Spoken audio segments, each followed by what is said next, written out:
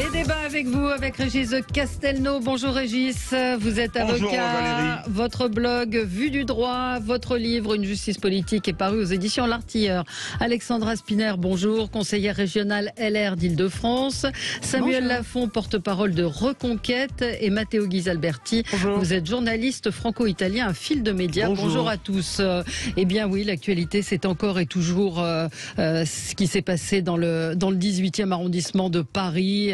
Une affaire qui devient politique avec Jean-Luc Mélenchon qui assume ses propos quand il dit « la police tue ». On va y revenir. On va parler des législatives avec un petit peu partout des articles qui nous disent que Emmanuel Macron et la majorité commencent à s'inquiéter. Et puis aujourd'hui, grève à l'hôpital, mobilisation des soignants.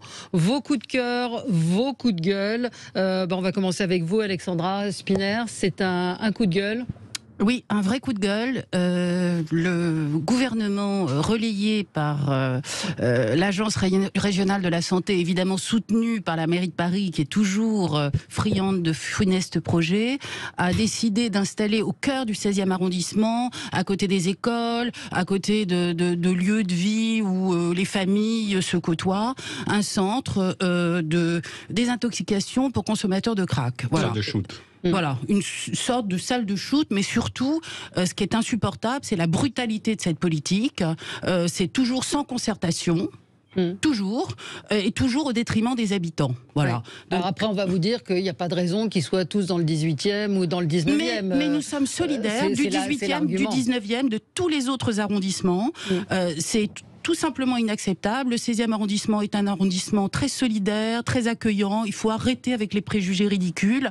Vous ne pouvez pas accepter, je crois qu'aucun de nous ne peut accepter que nos enfants soient au contact quotidien de consommateurs de crack. Il ne s'agit pas de dire qu'il ne faut pas les soigner. Évidemment qu'il faut les soigner, mais loin des centres urbains, parce que on sait très bien que ça crée des points de deal, que ça crée du désordre et que ça crée de la délinquance. Donc, je trouve que il y a une espèce de complicité malsaine entre le gouvernement et la mairie de Paris pour installer le désordre dans les quartiers. Et je dois dire que Madame Hidalgo a une petite préférence pour le 16e arrondissement quand il s'agit de projets terribles comme ça. Voilà. Ouais, Samuel Lafont, c'est toujours la même chose. Idéologie. Ça fait des années qu'on nous parle des salles de shoot comme solution comme solution formidable pour soigner ces personnes droguées. On voit très bien que finalement en fait ça ne marche pas et que ça crée des désordres. Et ces désordres, il faut en parler parce qu'effectivement, là on parle notamment de Paris. Ce qui se passe, c'est que quand les politiques de gauche en général promeuvent ce genre d'établissement, eh bien ils leur refusent de voir ce que pensent les riverains, ce que vivent les riverains et les conséquences négatives visibles et prévisibles sur leur vie. Oui, absolument. Ouais. Et surtout, il faut vraiment rappeler que les consommateurs de crack ne sont pas des drogués comme les autres. Voilà. Oui. Ils nécessitent vraiment d'être isolés. On voit les résultats dans la colline du crack, où il n'y a pas un centre de soins, mais de toute façon, on voit les problèmes d'ordre public qui se présentent aussi justement avec des familles, des riverains. Il y avait comment s'appelle le parc des Halles, non, le jardin des Halles. Tragique. Donc effectivement, il y a un problème, mais ce n'est pas seulement le problème d'Anne Hidalgo. Je trouve qu'il y a effectivement un problème de démocratie. Santé publique aussi. Mais des démocraties aussi, parce que ce n'est pas normal qu'on confie tous les clés à un seul pouvoir, c'est-à-dire celui du maire d'une ville, pour prendre des décisions qui concernent tout le monde. Et on donne aussi les clés de façon à lui permettre de agir comme si c'était une vengeance vis-à-vis d'une population qui habite dans un certain quartier, parce que soi-disant c'est un quartier fortuné. Préjugés ridicules. Et naturellement, c'est toujours une chasse aux sorcières, c'est une espèce Alors, l'explication de la mairie de Paris, c'est de dire ce ne sera pas une salle de shoot, oui, mais bon, c'est un lieu d'accompagnement, les personnes qui iront dans ce centre seront envoyées par le réseau de soins. Bien évidemment, oui, bien sûr. qui les accompagnera pas Un mot, Régis, sur ce sujet. Alors, oui. Moi, j'ai des préjugés sur le 16e. J'ai un souvenir. J'ai un souvenir d'une compagnie de CRS dans la rue au moment des Gilets jaunes et tous les bourgeois aux fenêtres. Allez-y, tuez-les, etc. Ouais. Je déteste ce quartier. J'assume mes préjugés. Mais là, je pense que notre ami. Ça n'étonnera personne.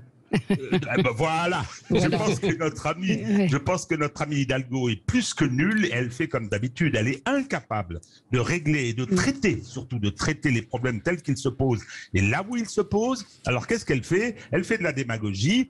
C'était ce qu'avait fait Yann Brossat avec les centres d'accueil de réfugiés et de migrants. Hein. Elle va mettre les abcès, les furoncles, elle va les mettre chez les riches. Ah, vous avez vu, hein, comme quoi, pour moi, l'égalité, c'est qu'on ait des furoncles chez tout le monde. Mais c'est tellement nul. Le 16e arrondissement n'est pas un arrondissement de riches. C'est un arrondissement extrêmement varié. Je vous invite à aller... Très grand, mais quand même. Voilà, très grand, oui, c'est un arrondissement où il fait bon vivre encore, malgré Madame Hidalgo et malgré la politique du gouvernement. Parce qu'il faut rappeler quand même que l'Agence régionale de santé, c'est le gouvernement.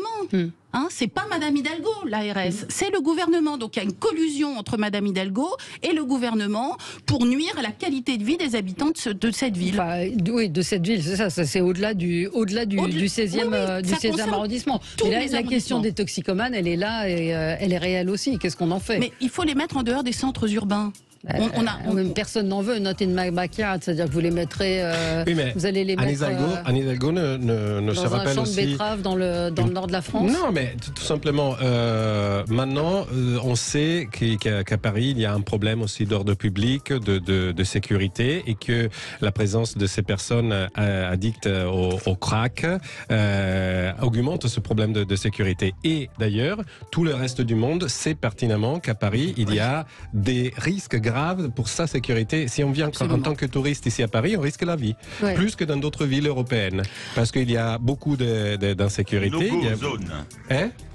Des no-go zones. Oui. Voilà. Donc voilà. Enfin, moi je suis bien content qu'on puisse considérer des parcours de soins pour des personnes qui effectivement ont eu le malheur de tomber dans la dépendance des drogues, mais évidemment. Et en même temps, n'oublions pas que ça fait pas une bonne carte de visite pour. Allez, c'est l'heure du journal. Il est 10h57 sur Sud Radio. On se retrouve tout de suite après avec vous. À tout de suite. Avec vous sur Sud Radio jusqu'à midi avec Régis de Castelnau. Régis, vous êtes avocat, vous tenez un blog passionnant qui s'intitule Vue du droit. Vous avez publié une justice politique aux éditions L'Artilleur et vous êtes membre de la rédaction de Front Populaire. Ça existe toujours, Front Populaire ? Mais qu'est-ce qu'elle est méchante? Non, mais j'en entends plus parler, donc je vous pose la question. C'est méchant. Non, Valérie Expert, c'est un trimestriel. Et ça marche très bien. Voilà. D'accord. Très bien. Alors, il y a également un site internet que vous pouvez aller. D'ailleurs, vous devriez le consulter tous les jours. Oui. Et le dernier numéro du trimestriel est paru. Là, très bien. Merci. Alors voilà. J'incite. Je fais ma pub. Faites votre pub.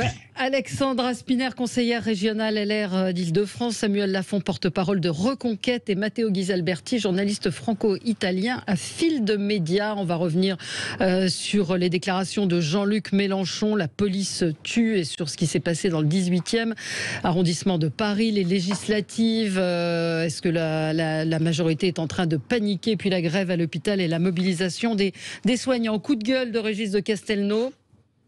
Je vais être rapide. C'est la campagne, vous savez, je crois que c'est Santé France qui fait une campagne où on voit des gens qui s'étreignent. Oui, mon père est gay. Oui, ma fille est lesbienne, etc. J'en ai un peu marre de cette façon finalement assez impudique de traiter des problèmes. L'homophobie est quelque chose qui a beaucoup reculé. Hein. Moi, je me rappelle dans mon jeune temps, je ne connaissais pas d'homosexuels heureux. Je pense qu'il y a une grande tolérance qui a progressé. Maintenant, il faudrait passer à l'indifférence. Et je trouve que ces campagnes sont plutôt contre-productives d'ailleurs. Hein, elles sont assez ridicules. La preuve d'ailleurs, elles sont immédiatement détournées sur les réseaux avec des choses très drôles. Régis, oui. Vous ne pensez pas que c'est contre-productif aussi parce que si c'est Santé France qui fait des campagnes publicitaires comme ça, c'est comme si on considérait l'homophobie ou l'homosexualité comme une maladie. C'est hallucinant. C'est ça le vrai problème. Non, mais c'est effectivement un peu un peu étrange. Mais moi, elle me met la musique me dérange, ces musiques un peu. Enfin bref. Bon. Tout est dérangeant, je crois, dans cette campagne de pub. On a noté votre coup de gueule.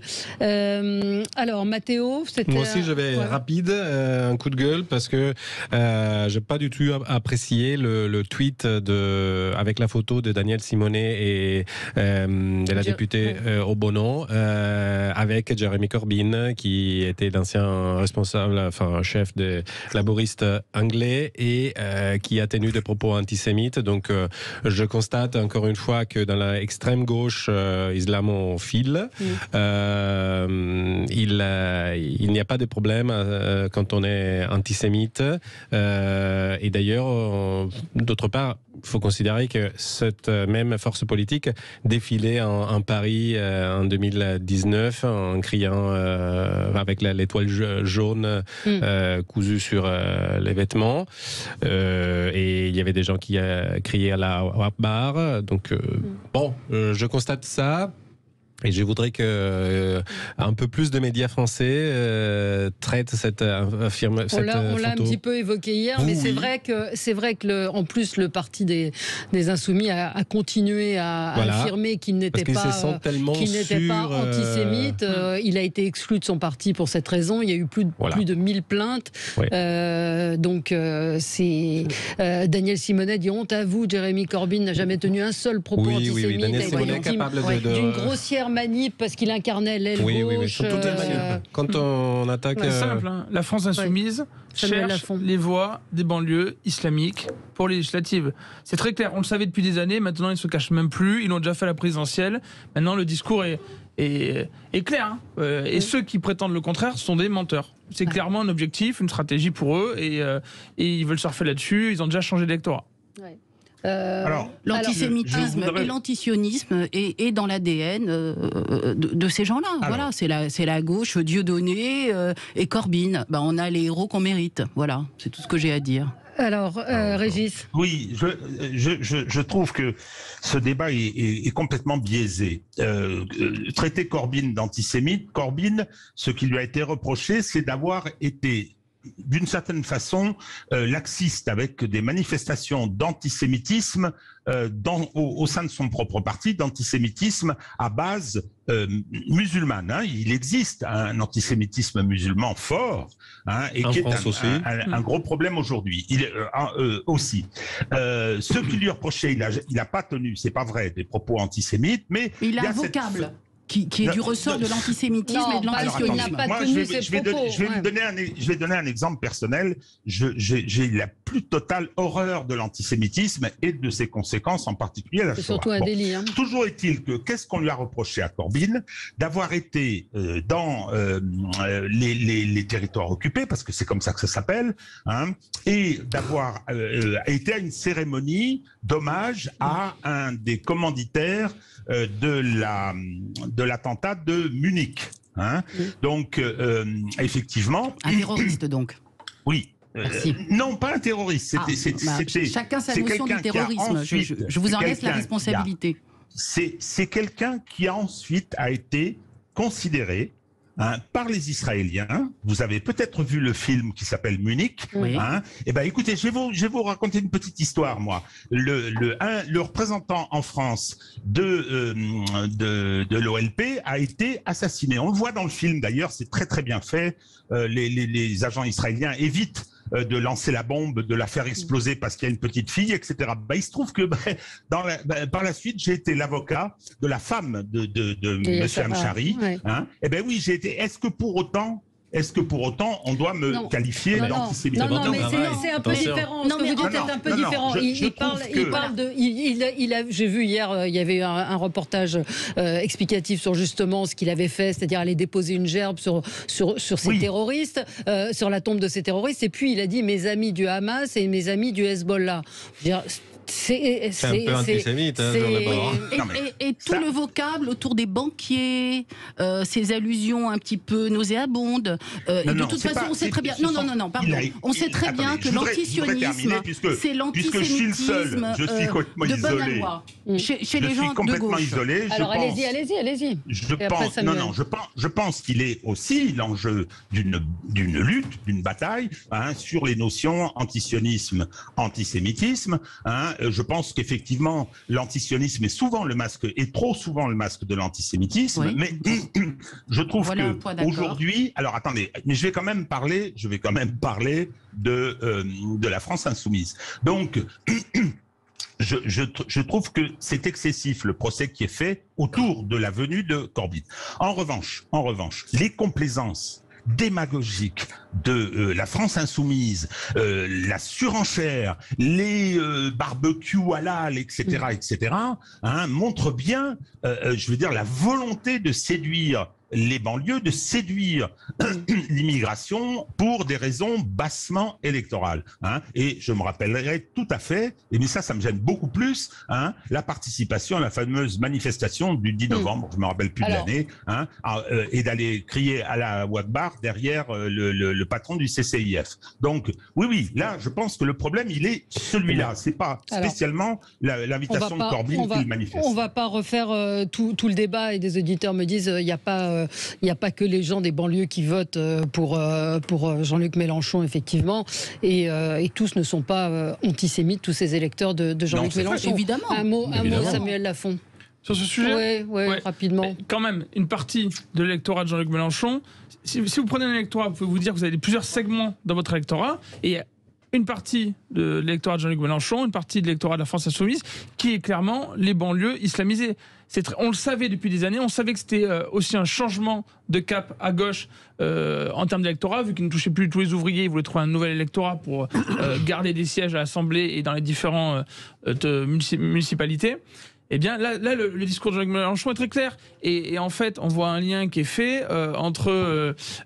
quand ils parlent de social, quand ils disent qu'il y a des problèmes, en fait, on voit bien que la France insoumise excuse tout ce qui se passe dans les banlieues, excuse les attaques contre les policiers, simplement pour donner raison à ces banlieues et même parfois indirectement à ces gangs. Parce que quand vous dites que les racailles sont juste des jeunes qui en fait sont mal accompagnés, qui ont des passés difficiles, etc., pour justifier qu'on attaque des policiers, parce que c'est ce qui se passe en fait, et c'est le discours qui est en train d'évoluer, eh bien on prend parti. Et clairement Jean-Luc Mélenchon et son parti a choisi son camp à ce sujet, et donc il est soutenu et il cherche le soutien de banlieues islamisées.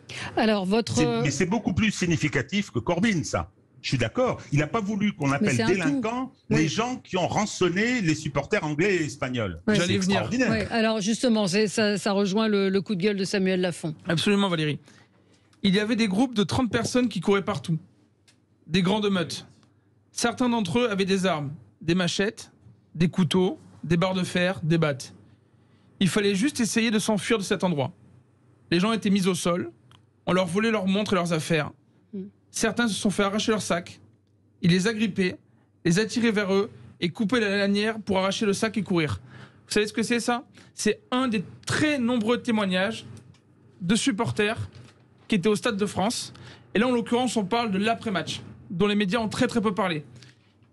Évidemment, ce qui s'est passé avant le match est scandaleux. Et d'ailleurs, on n'en parle pas assez, parce que Gérald Darmanin et tout le gouvernement Macron a menti de manière éhontée, parce qu'au moment où Darmanin prétendait que c'était la faute des supporters britanniques ou de supporters du Real qui auraient créé la cohue devant le Stade de France, on voyait très clairement les images de ces gangs armés qui venaient attaquer des femmes, on sait qu'il y a eu des agressions sexuelles, qui venaient attaquer des familles, qui ont volé des billets, qui ont agressé, qui ont fait les poches pour des dizaines, des centaines de milliers d'euros. On voit des personnes qui sont fait tabasser à terre, on a toutes les vidéos, toutes les images. Et pour l'instant, le gouvernement Macron, malgré la juste rancœur des Français envers ce qui s'est passé, le gouvernement Macron s'en sort encore trop bien. C'est inqualifiable ce qui s'est passé. Et moi, j'ai envie de dire à tous les gens qui pensent encore voter pour des candidats d'Emmanuel Macron aux législatives, aimez-vous qu'on vous mente. Parce que là, Gérald Darmanin vous a regardé les yeux dans les yeux et vous a dit ce que vous voyez est faux. La vérité n'existe pas.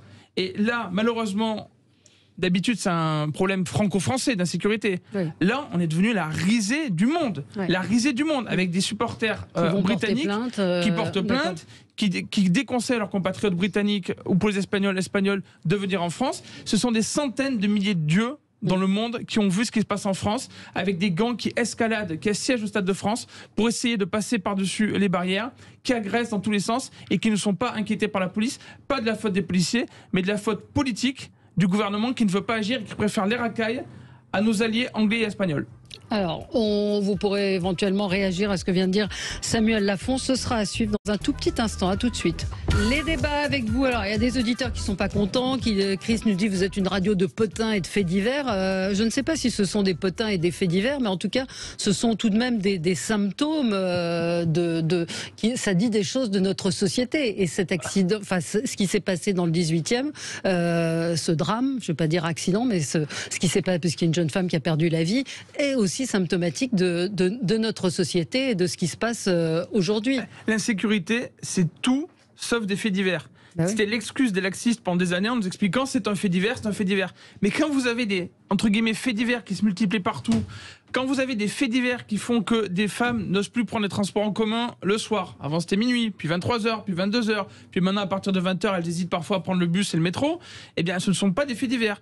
C'est une insécurité qui explose, qui change la vie de nos concitoyens. Il faut bien comprendre quelque chose, moi je rappelle souvent ça, c'est qu'il est possible, et souhaitable évidemment, de vivre dans un pays sans insécurité. Ouais. Pour tous ceux qui n'ont pas la chance d'y être encore allés, je les invite à aller un petit peu, s'ils le peuvent, au Japon, et se rendre compte de ce que c'est, et dans d'autres pays européens que la France, de se rendre compte de ce que c'est de vivre en tranquillité. En fait, pour les plus jeunes, souvent, ils n'en ont pas conscience, et d'autres l'ont oublié. En fait, on devrait pouvoir sortir de chez soi sans avoir à craindre pour notre sécurité. On devrait pouvoir laisser nos enfants circuler librement. Je parlais du Japon. Au Japon, les enfants vont tout seuls à l'école, dans la grande majorité des cas, sans avoir à craindre pour leur sécurité. Et la réalité, c'est qu'on s'est habitué à ça. Donc ce sont tout sauf des faits divers. On sait qu'il y a un lien avec l'immigration, des choses qui sont dénoncées depuis des années. Et quand les laxistes ont refusé de voir la réalité, quand les laxistes ont dit qu'en fait, il n'y avait pas d'augmentation d'insécurité, que c'était juste un sentiment d'insécurité, eh bien, ils ont caché le réel. Et maintenant, le réel, il explose aux yeux de tous. Ouais. Ce qui se passe, c'est qu'il y a des meutes de racailles qui peuvent agresser des supporters librement, faire les poches, agresser sexuellement des femmes devant le Stade de France. Et le gouvernement, par idéologie, refuse d'agir. Alors, Stéphane dit, est-ce que vous avez conscience que les Français ont peur de leur police? Moi, j'ai pas peur de la police. Je n'ai rien à me rapprocher. Je m'arrête, on me dit de m'arrêter, je m'arrête, même si j'ai fait une infraction, ce qui peut m'arriver. Je suis pas contente, mais je m'arrête. Là, on vient d'apprendre à l'instant qu'un policier vient de tirer sur un automobiliste dans le Val d'Oise cette nuit, âgé de 21 ans, soupçonné d'avoir refusé un contrôle. Il a été blessé au dos. Le jeune homme conduisait à vive allure dans le centre-ville d'Argenteuil, peu avant 4 heures du matin. Un équipage de police le suivait alors qu'il prenait des sens interdits, donc à toute allure. Et donc, le conducteur cale, l'équipage a mis pied à terre pour procéder au contrôle. L'individu redémarre, coince une policière entre sa voiture et le véhicule de police, l'obligeant à monter sur le capot. Un des policiers a tiré une cartouche. Donc, je vous rappelle les chiffres de la police, enfin qui sont officiels. Un refus d'obtempérer toutes les 20 minutes en France. Mais, et avec la volonté de tuer. De quoi? De la part des policiers, comme le dit Jean-Luc Mélenchon, ou des fuyards? Effectivement, enfin, moi, ce qui m'a fait ressentir le fait d'entendre Mélenchon qui disait que la police tue, déjà, je me suis dit, alors, en France, on parle toujours du Front républicain, mais j'ai un peu l'impression que c'est à géométrie variable et que surtout c'est myope aussi. Parce que d'un côté, il y a à peu près un mois, on disait qu'il y avait un risque de peste brune dans ce pays. Là, on a la présence réelle d'agents de subversion. Parce que c'est une subversion à l'ordre, ce qui prône Jean-Luc Mélenchon et beaucoup de ses candidats. Et personne ne dit rien. Et c'est pour ça que, effectivement, vu de l'étranger, je répète encore une fois, comme ce que je disais tout à l'heure sur Paris, il y a un problème en France et c'est dangereux pour aussi des entrepreneurs de venir investir en France parce que on ne sait pas si à cause d'une action de mal intentionnés ou de gens qui ne sont pas contents pour quelque chose que peut-être c'est effectivement réel, mais ils dévastent toute une entreprise ou bien il met en péril la vie d'un entrepreneur. Alexandra Spinner. Heureusement pour Monsieur Mélenchon que la connerie ne tue pas, pardon, mais franchement, à chacun sa conception de l'État. Moi je trouve évidemment... Parce que ça prend une dimension politique, non, mais cette évidemment, affaire, en fait. c'est totalement politique. La mort de cette jeune femme et la mort en général de quel qu'il soit, c'est toujours une tragédie. Je crois qu'on est tous d'accord là-dessus. Mais c'est pas le sujet. Le sujet, c'est que nos policiers ne peuvent plus exercer leur métier, qui est de nous protéger dans de bonnes conditions. Et ça devrait collectivement nous émouvoir et nous scandaliser. C'est ça le sujet. Ils travaillent dans des conditions qui sont inacceptables. Et franchement, il faut regarder les chiffres. Voilà, parce que ce sont les chiffres les plus éloquents. Il y a évidemment des sujets, et il faut les traiter. Mais je pense qu'on peut être fier de notre police en France. Voilà, et il faut le dire. Juste dire, moi j'ai un petit coup de gueule.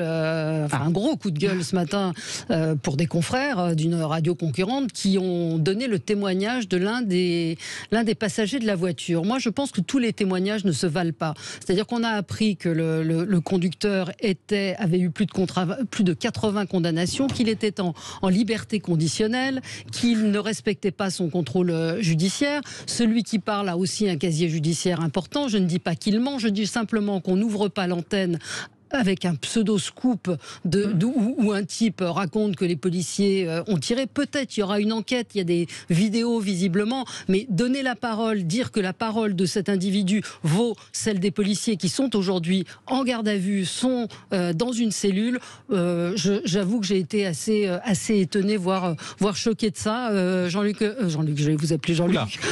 Bravo. C'est pas la première fois. Régis de Castelnau, je sais pas ce que vous en pensez.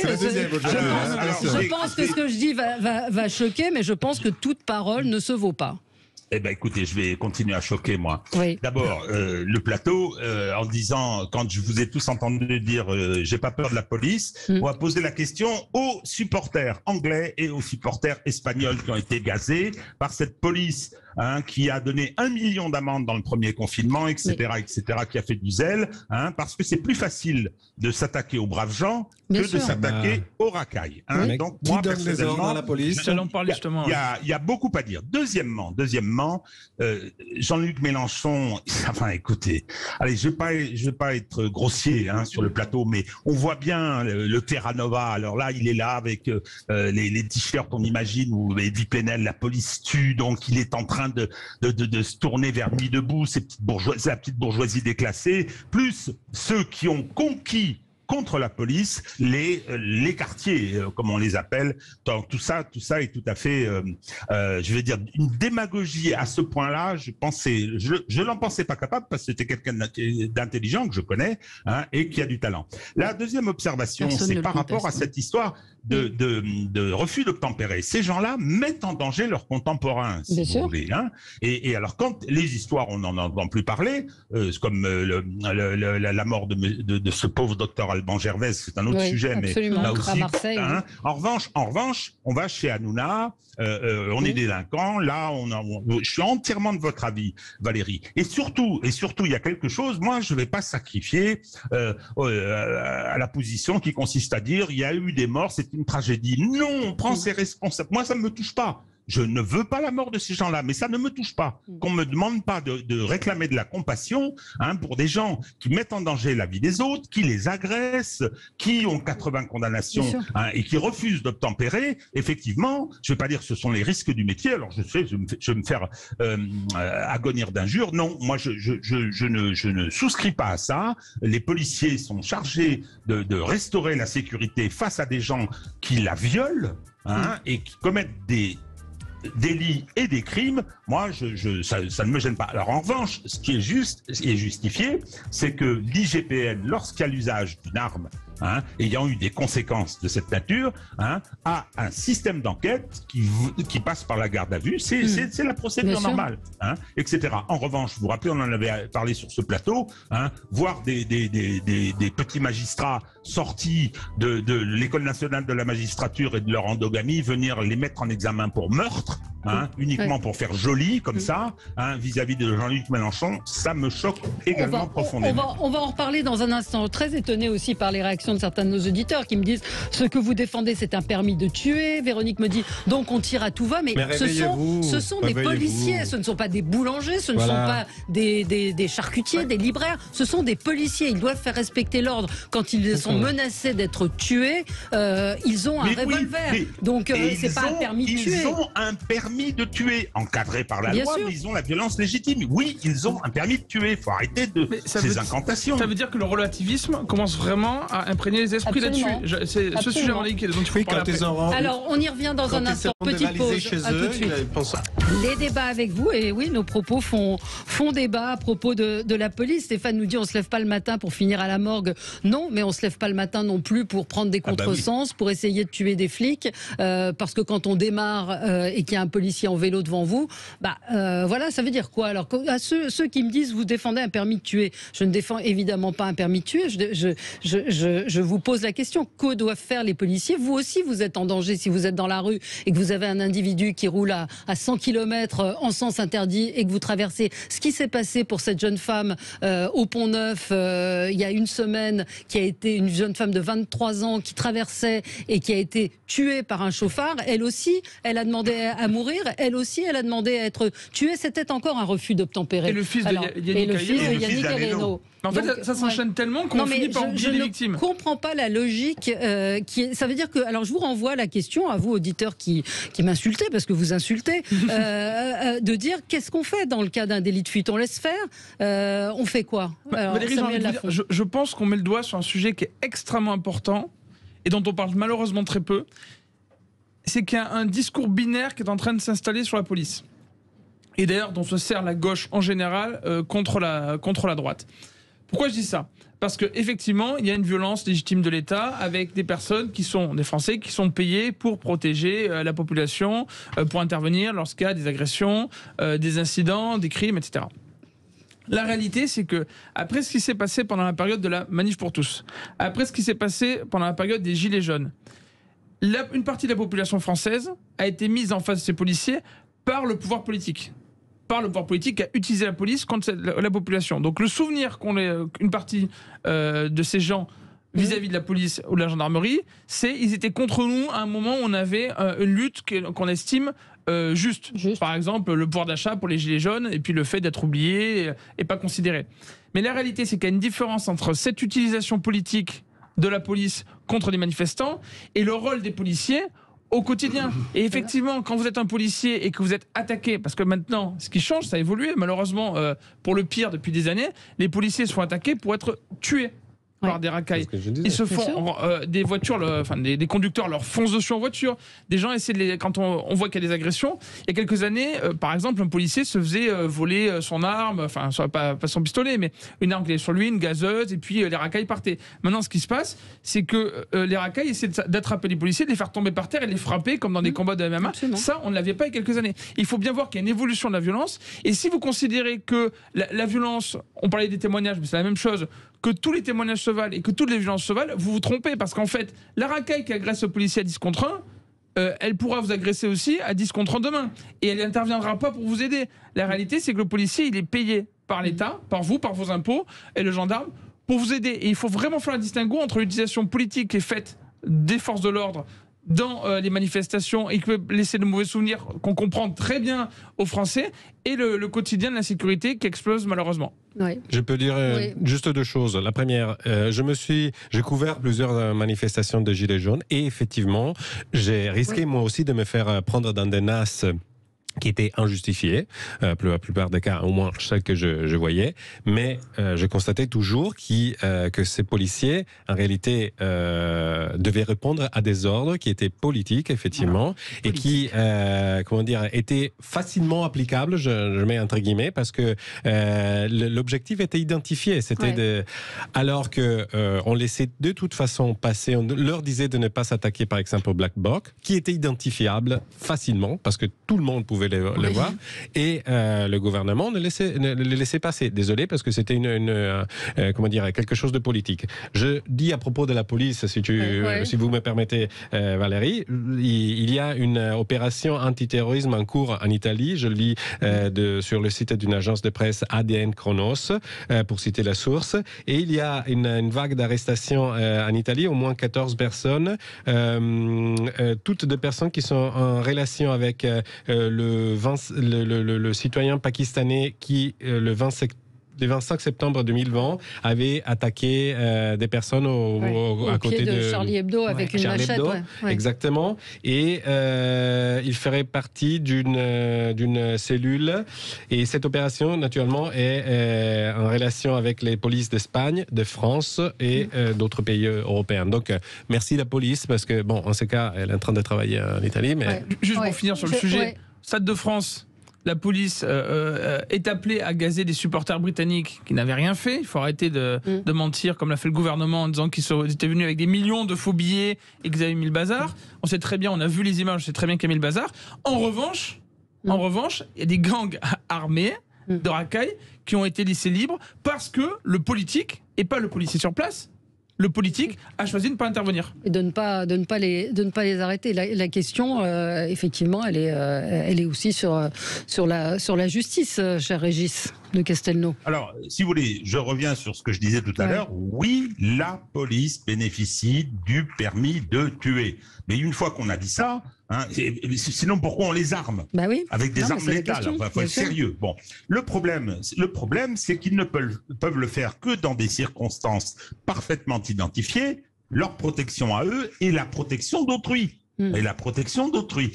Bien. Alors, vous dire que la justice, dans le contrôle et l'appréciation de ces circonstances, a parfois tendance, effectivement, à, se laisser aller à de l'idéologie. Mais entendre cette phrase, vous voulez un permis de tuer, c'est n'avoir rien compris au fonctionnement d'une société et à l'usage de la violence légitime. Parce que qu'est-ce que vous voulez? Vous voulez que ce soit comme aux États-Unis où tout le monde est armé, ce qui fait que la police tire vite. Parce qu'elle est toujours en danger, la police, toujours en danger. On le voit bien d'ailleurs. Ils sont extrêmement tendus et nerveux, et donc il y a des bavures en permanence. Enfin, ce que moi j'appellerais des bavures. Donc non, on a la chance d'avoir effectivement un pays qui n'est pas armé, une police qui doit l'être, et qui, lorsque c'est nécessaire, doit pouvoir s'en servir sans que des démagogues à la petite semaine ou à la grande semaine, comme Jean-Luc Mélenchon, aujourd'hui, parce qu'il a défendu des positions inverses il y a quelques années. C'est assez amusant de mettre ces déclarations antérieures en relation avec celles qu'il fait maintenant. Donc non, c'est de la démagogie pure. Oui, Jean-Luc Mélenchon, donc, qui assume son tweet d'hier, la police tue, il dit ce n'est pas normal qu'on tue quelqu'un parce qu'il refuse d'obtempérer. Peut-être que quand vous êtes en danger, écoutez ce qu'il disait. C'est mon devoir de le faire.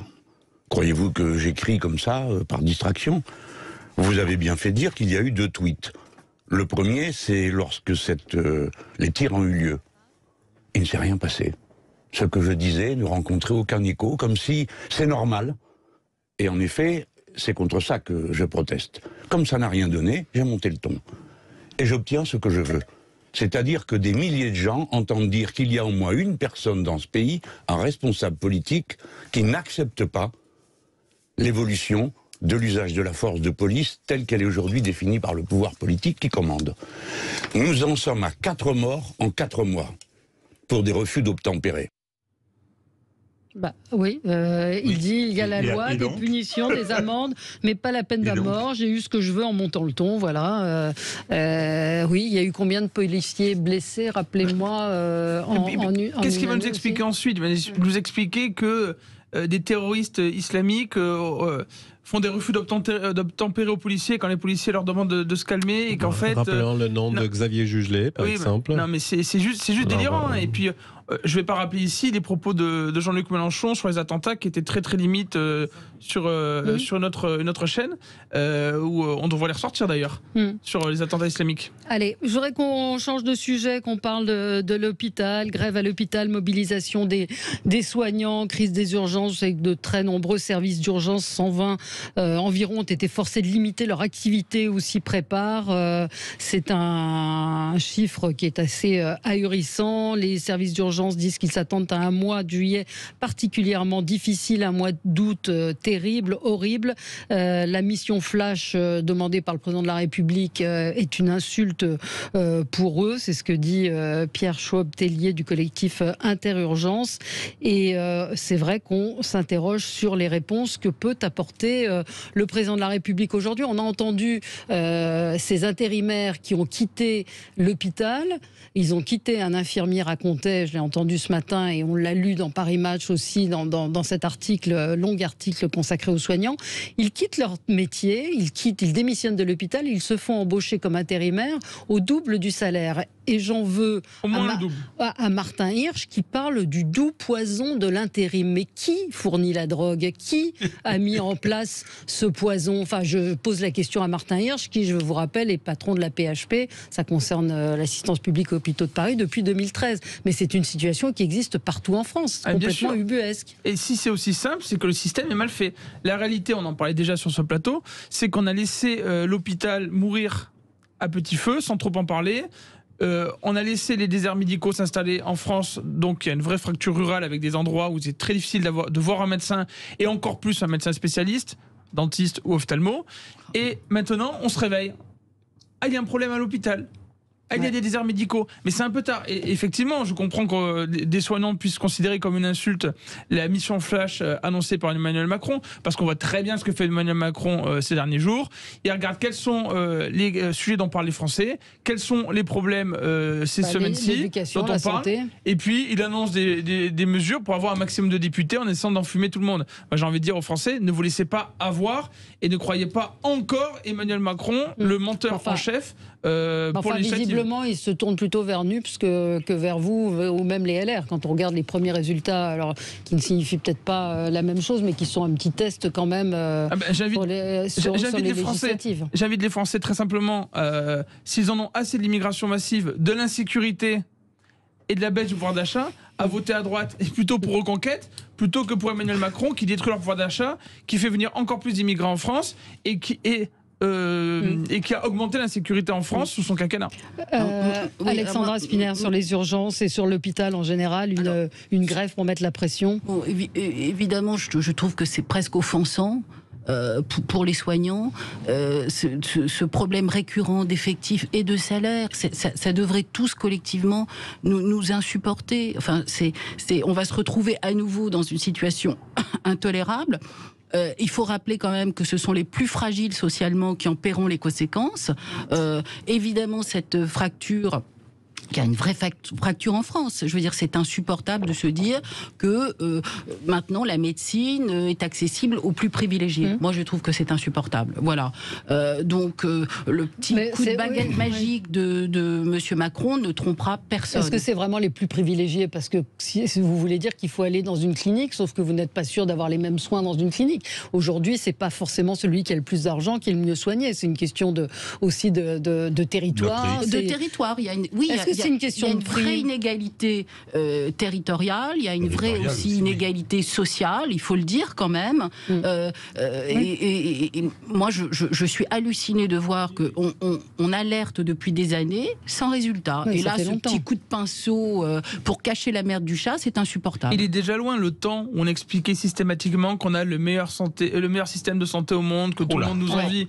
On n'entend plus, hein. Alors, en même temps, les Français se rendent compte qu'on ne paye rien. Enfin, on paye, ce sont nos impôts qui payent, mais il y a beaucoup de pays où vous payez quand vous allez. Une immense chance. Là, c'est une immense chance. Vous allez à l'hôpital, vous ne payez rien. Régis. Oui, mais il faut être optimiste, voyons. Allez-y. Je sens que vous allez faire de l'ironie.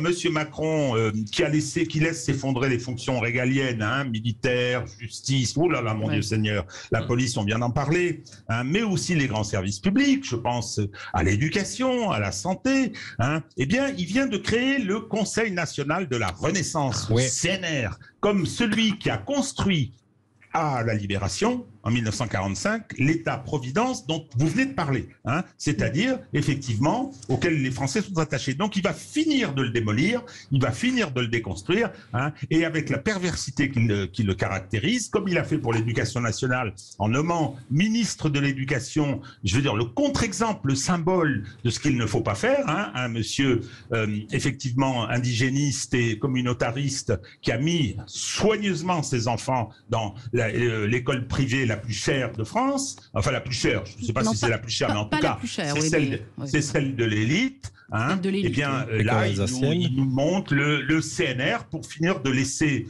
à l'abandon ces grands services publics. C'est une question directement politique. Voilà. Mais ce débat montre quoi, au fond? Que ceux qui sont vraiment en première ligne et qui sont mais essentiels pour chacun d'entre nous, les policiers, les enseignants, les soignants, sont complètement délaissés par M. Macron. Mais on a eu aussi une pandémie. Et on s'était dit qu'il fallait améliorer absolument, mettre beaucoup de ressources. Et là, on se retrouve à avoir, comment dire, une bonne partie des soignants qui ont été d'ailleurs stigmatisés. Au début, on les applaudissait et après, on disait que c'était à cause d'eux qu'on chopait le Covid, alors que c'était absolument faux. Parce que même avec le vaccin, malheureusement, on pouvait se tomber malade. Donc, et moi, j'ai fait 3 vaccins, je dois toujours dire, parce que sinon, on passe pour anti-vaccin. Mais je constate qu'après une pandémie, après tout ce qu'on a vécu, il n'y a pas eu une augmentation des ressources pour le monde sanitaire. Non, et les 19 milliards du Ségur, c'est sur 10 ans. Et si vous me permettez... Pire, Mathéo, il y a un effet d'aubaine. C'est-à-dire que tous les soignants qu'on a virés, vous avez entendu les arguments d'Emmanuel Macron pour ne pas les réintégrer? Oui. Ah ben non, symboliquement, ce serait pas bien, etc. Oui. Alors que la crise du Covid est fort heureusement, j'espère pour longtemps. Voilà. Effet d'aubaine. Il est ravi de les avoir foutus dehors et de ne pas les réembaucher. C'est-à-dire que effectivement, comme si on pouvait s'en passer de 1500 ou de 1000... Oui, mais c'est pas ça qui changera le problème de l'hôpital. Mais c'est comme si on pouvait s'en passer vu qu'on était... Allez, on marque une pause, on se retrouve dans un instant. Bon, il nous reste assez peu de temps, mais continuons tout de même sur l'hôpital. Manifestation aujourd'hui et mobilisation des soignants avec une grève. Malgré tout, les médecins continuent à assurer les soins. C'est ça qui est aussi terrible, c'est que ce sont des gens qui ont de la conscience, qui ont leur métier chevillé au corps pour combien de temps, on ne sait pas. Quelle solution pour l'hôpital? Je sais qu'on ne va pas y répondre comme ça en 5 minutes, mais les revalorisations de salaire, peut-être changer le système, je ne sais pas ce qu'on peut... Samuel Lafont. De même que pour l'insécurité, on sait que si on n'agit pas maintenant, on est certain que la situation va encore se détériorer. C'est-à-dire qu'il y aura encore plus de fractures, une fracture rurale qui va s'amplifier, donc des Français qui auront encore plus de mal à se soigner hors des métropoles, et on sait que l'accès à l'hôpital va se limiter et qu'on aura encore moins accès aux urgences ou qu'on va attendre encore plus longtemps. C'est certain, si on n'agit pas maintenant, la situation va empirer. Effectivement, on parlait du problème de la question de l'intérim. La réalité, c'est qu'il y a des médecins qui se retrouvent par rapport aux besoins, sous-payés, et alors qu'on sait qu'on a besoin d'eux. Souvent, ce qu'on dit, c'est qu'il faudrait moins d'administratifs et plus de soignants, mais il faut aussi que le politique fasse des choix. On a un problème en France depuis des décennies, c'est qu'on a des gouvernements qui refusent de faire des choix prioritaires en disant qu'est-ce qui compte aujourd'hui. Par exemple, on peut dire que ce qui compte pour les Français, c'est la sécurité, c'est la baisse des impôts parce qu'on est dans un état quasiment communiste avec le niveau d'impôt qu'on a en France, c'est le niveau, c'est la santé, et on a l'impression que l'argent des Français est gaspillé à tout va. Dans des subventions, on parlait de la politique de la ville dans les banlieues où on a dépensé des milliards et des milliards sans résultat. Et à un moment, il faut que le politique fasse des choix stratégiques. Pour l'instant, on a l'impression que l'argent public, c'est l'argent magique qui peut être dépensé n'importe où. Non, il y a des priorités et une des priorités, c'est la santé des Français, c'est l'hôpital, ce sont les soignants. Oui, Régis. Moi, je suis assez d'accord sur la dimension choix politique. Je pense que l'État néolibéral qui est celui souhaité par Emmanuel Macron est là pour effectivement assurer le libre fonctionnement du marché. Donc tout ce qui est pris en charge collectivement, c'est-à-dire il y a d'abord les fonctions régaliennes, mais il y a aussi les grands services publics, sont abandonnés. Et ce qui est extraordinaire dans le macronisme, c'est que effectivement, y compris les fonctions régaliennes, sont traitées de la même façon, c'est-à-dire que les moyens de la police sont extrêmement faibles, sauf de la police de répression sociale, on en a parlé tout à l'heure, et les moyens de la justice, non mais si vous voulez, c'est un véritable scandale. Je veux dire, ce qu'est le budget on est là ridicule en Europe sur ces éléments. Quant à la santé, elle est en train de partir. Alors c'est plus subreptice parce que on s'en aperçoit, on le mesure quand on a besoin d'avoir accès aux services de santé, mais ce qui attend notre pays est quand même relativement tragique parce que je rappelle que Monsieur Macron a été élu avec 58% des voix le 24 avril dernier. Il a été requalifié largement et que je pense qu'il aura une majorité parlementaire. Ouais, on peut en dire quelques mots parce que c'était la transition, c'était l'un de nos thèmes. Il nous reste plus beaucoup de temps. Majorité arrive quand même en tête sur 10 des 11 circonscriptions à l'étranger. Néanmoins, on peut s'interroger. Oui, on peut s'interroger sur l'attitude même d'Emmanuel Macron pour cette campagne des législatives. Alexandra Spinner. Oui, moi je suis vraiment choquée du fait que la peur soit devenue vraiment un angle électoral. C'est tout à fait insupportable. On nous a d'abord expliqué que la peste brune allait déferler sur la France. D'accord ? Et maintenant, M. Mélenchon, c'est l'idiot utile de M. Macron. On nous explique que les bolcheviks vont arriver avec leur couteau entre les dents. Je crois que tout ça n'est pas sain pour la démocratie. Voilà. Je pense qu'il est important que tous les courants politiques soient exprimés et la peur ne peut pas être un argument électoral. Le problème, c'est que le système électoral est au bout de souffle en France parce que ce majoritaire à double tour ne permet pas de représenter... Oui, voilà. Ne permet pas de représenter les différentes couleurs de la société de façon réaliste, je trouve. Et je pense aussi que Macron a joué un petit peu avec le feu parce qu'effectivement, il a fait un calcul, comme c'est son habitude, cynique, en favorisant la gauche, en fait, pour être élu au présidentiel. Et là, j'ai un peu l'impression qu'il y a un effet boomerang parce que effectivement, des gens qui n'en peuvent plus de Macron parce que il les a déçus justement dans tous ces politiques régaliennes. Ils disent pourquoi pas essayer de changer juste pour changer. Sauf que ça ne sera pas l'augmentation des impôts promise par Jean-Luc Mélenchon qui fera changer la qualité du système sanitaire, la qualité du système de sécurité. On va dire, je pense qu'elle baissera un petit peu. Et donc voilà. Je pense qu'il y a un problème en amont de représentativité de la société et qui se traduira malheureusement encore une fois en beaucoup de bruit dans la rue. Oui, je pense qu'effectivement il y a aussi un problème de représentativité avec le système actuel, mais l'important là, c'est de ne pas se faire avoir. Emmanuel Macron utilise la gauche pour faire peur à une partie de la droite qui n'aime pas Emmanuel Macron, mais pour récupérer un maximum de votes pour lui-même. Emmanuel Macron se sert de vous en vous faisant peur avec Jean-Luc Mélenchon pour récupérer vos votes. Si vous n'avez pas aimé Emmanuel Macron et son bilan au bout de 5 ans, ne vous faites pas avoir à nouveau pour législative. Vous l'avez dit. Merci à tous les quatre. Dans un instant, André Berkoff. Très bonne journée.